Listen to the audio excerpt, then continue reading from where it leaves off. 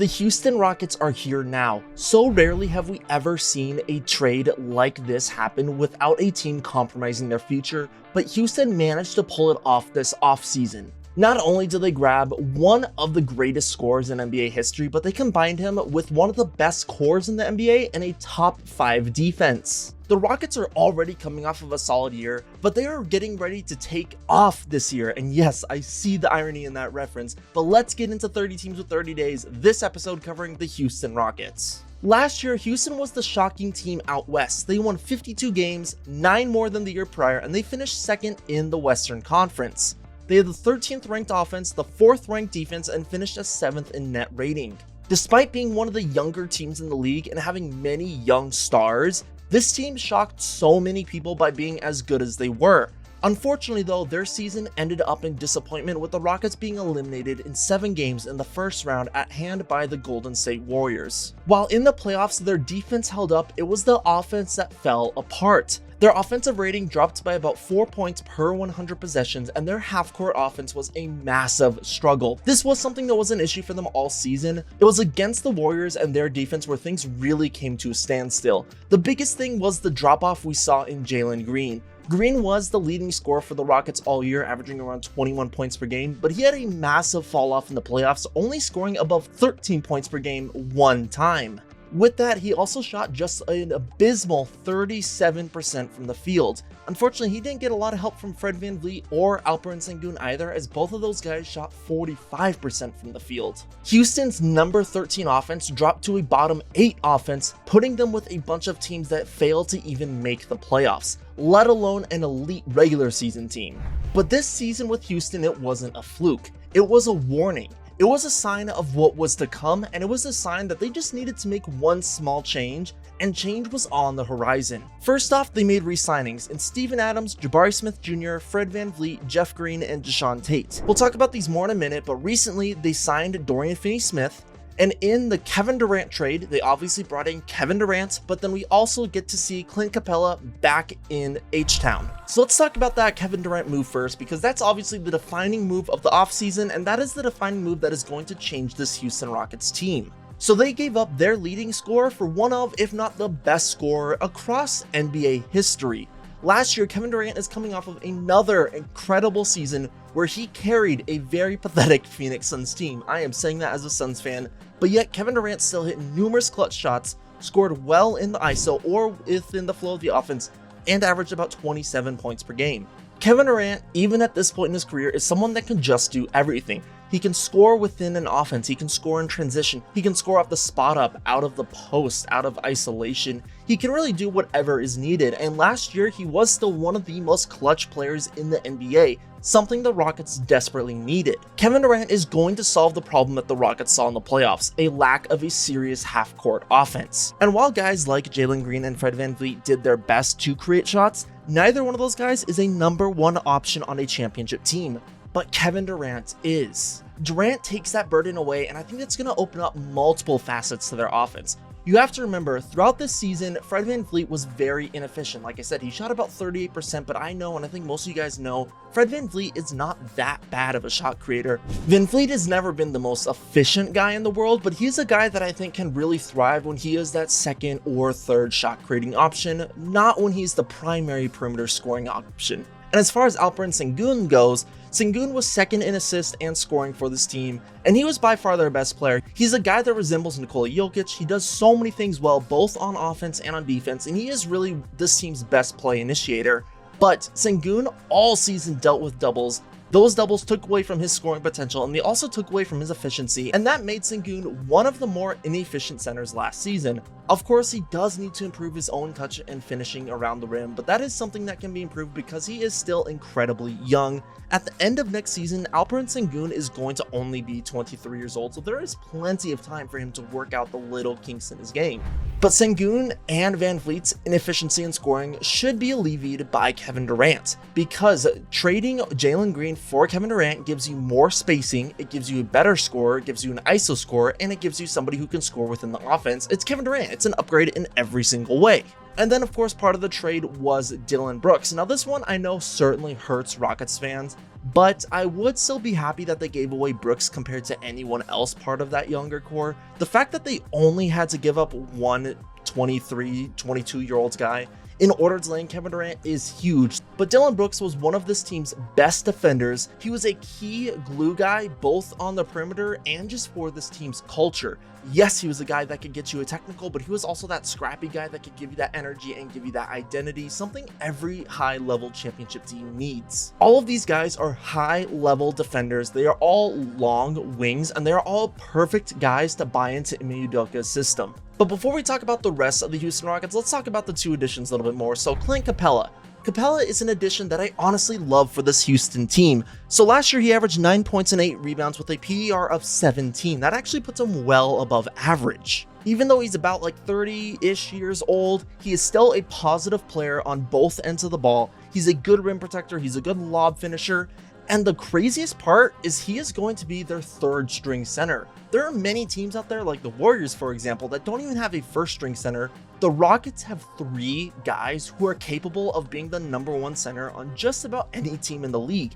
And if you know anything about Houston Rockets basketball, you know they love to run a dual center lineup, something that has been lethal for them in the last season. So Clint Capella is just going to add to the depth that the Rockets have at the center position. And they already have 2 amazing centers in Alperen Şengün and in Steven Adams. And I will talk about the big man in a second, but I also want to talk about the addition of Dorian Finney-Smith. Now I know Lakers fans are upset at this because Rob Pelinka let Dorian Finney-Smith walk for absolutely nothing. He was an unrestricted free agent and he was signed by the Rockets this season, and the Rockets are getting an absolute steal out of that. Now, Dorian Finney-Smith only averaged about 8-9 points per game last year. However, he did shoot 41% from 3, and like the rest of this Rockets roster, he is a long wing player that is a good, if not great defender, as DFS stands 6'7" with a near 7-foot wingspan. This is a guy that can run in almost any lineup, and the Rockets are definitely not afraid to play guys in different positions. A guy might be like the #2, like a shooting guard on offense, but then play the power forward on defense, and I'm going to be expecting that out of like Kevin Durant this year.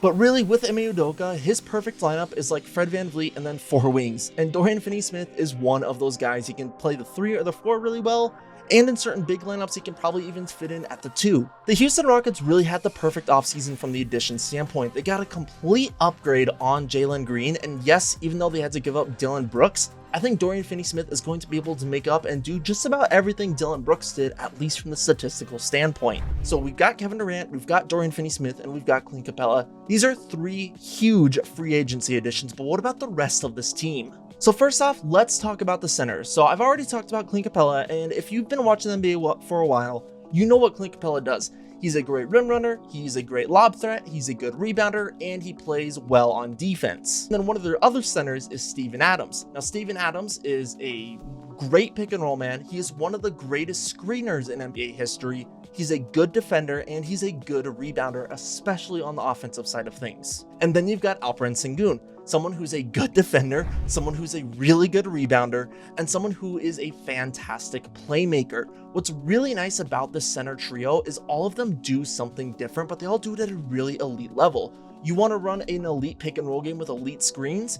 You put in Steven Adams. You want to be a lob threat? You put in Clint Capella. You want to run the offense through your center in the way like the Nuggets do? You can play Alperen Şengün. You want to be absolutely insane and just run a giant lineup? You can do that like they did last season, and you can do that even more now, and you can play around with these combinations. It's going to be really possible for the Rockets to have the tallest lineup this season. Just like looking at their roster, they can have like Fred VanVleet at the 1, they can run Thompson at the 2, they can run Durant at the 3, and then they can run like a lineup of Adams and Şengün. That's going to be an absolutely massive squad, and that's going to be probably the tallest starting lineup in the Western Conference. And these double big lineups have clearly paid off. Their offense didn't drop too much when we saw Şengün and Adams play together. Their defense was elite with these two, and this was the #1 offensive rebounding team, with them having like a full extra offensive rebound over the second place Portland Trailblazers, but the Rockets would average about 14.5 offensive rebounds per game. That is a lot of second chance points. That is the difference between winning and losing. And when you're getting that many boards while playing elite defense, that gets into a team's head and that messes with their psyche. And it's hard to play well when the other team is just out efforting you, out muscling you, and out hustling you.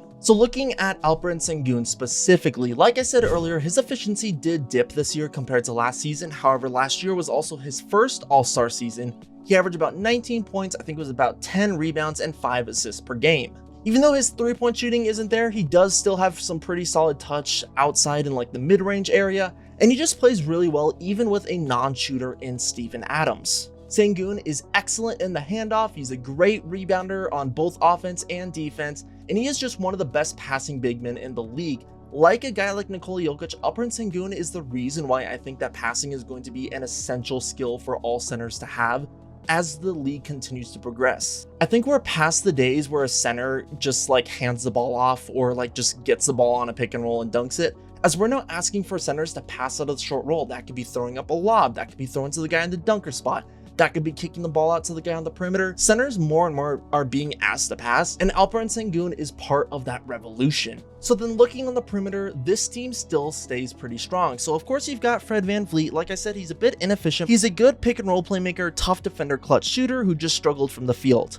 But I do think the fact that he's going to be in a secondary or even a like third spot role now that Kevin Durant's on the roster, I think that is going to open up his efficiency, and maybe we can see him blossom a little bit more off the ball or even as a catch and shoot player. And then you've got Amen Thompson. So Amen Thompson is one of the most unique players in the league. He is one of the most freakish athletes in the NBA, basically just one of the best athletes that we've really seen in the league basically ever. Last year, he averaged 14 points, 8 rebounds, 4 assists while shooting 55% from the field with a PER just below 19. He's gonna be only 23 years old at the end of the season. In just his second year in the league, he was 5th in Defensive Player of the Year voting, and he was on the All-NBA first team. If you're looking for an underrated pick for Defensive Player of the Year, go with Amen Thompson because he could really be that guy that breaks out. But Amen Thompson is gonna be just 23. It's just his 3rd year in the league. I think he's gonna be in perfect position to break out, and he could easily probably transcend it, maybe into like that little bit higher of teen scoring, keep up that same rebounding number, and maybe just be a little bit more efficient. Another young player to mention on this core, and that's Tari Eason. So Eason is only going to be 24 at the end of the season. This is only going to be his 4th year in the league. He is a great hustle player. He is a great defender. He is great in transition. And ideally, I would just love to see if he could develop as a 3-point shooter. Now, last year he finished with a PER of 18.5. Once again, that is fantastic, and that's a sign that he's probably going to grow, and he's going to continue to grow. The one thing I would like to see is if we can see him be better from a 3-point shooting perspective. In 2024, he shot 36% from 3 on only 2 attempts per game. Last year, he shot 34% on 3 attempts per game. So maybe if he could stay between like that 2 to 4 mark, but if he can shoot 36% from 3, that could be pretty big for the Rockets offense. And then on top of him, you also got another good forward in Jabari Smith Jr. So Jabari Smith Jr. stands about 6'11". He's another pretty solid shooter, at least okay shooter. He shoots around 35% from 3 on 5 attempts per game. Last year, he averaged about 12.7 rebounds and an assist. He did shoot 82% from the line, so that could be indicative of the fact that he could become a little bit better of a shooter. But Smith Jr. last season took major steps on the defensive side of the ball, and I think this season could be those steps on the offensive side of things, especially if we can see that spacing really get handled. And I think just having Kevin Durant on the court is going to help out all of these guys. And because of Kevin Durant, I don't know how often we're going to see him, but another solid wing player, Cam Whitmore, averaged 9 points, 3 rebounds, and assists per game with an above average PER. And let me tell you, he is another 6'7" wing. So between all these guys that I mentioned to you, they're all defensive dogs. In no way do I expect Houston's defense is going to be worse, even with the addition of Kevin Durant, because Kevin Durant in himself is just a great off-ball defender. He can play at the 4 position or probably play a little bit more at the 3 position and just get to be able to roam around. He's going to be a great secondary shot blocker and rebounder, and I expect that these guys are going to be the elite on-ball defense that this team needs. But one thing is for sure, the Houston Rockets have fixed their half-court problems, and that number 13 offense is only going to get better, and that number 4 defense is going to at least stay the exact same. If you didn't watch the Rockets last year, watch out because you are in trouble. This is a team built of dogs with one of the best cultures in the league. They're going to out-hustle you, they're going to out-muscle you, they will play better defense, and they are going to kill your mentality by rebounding better.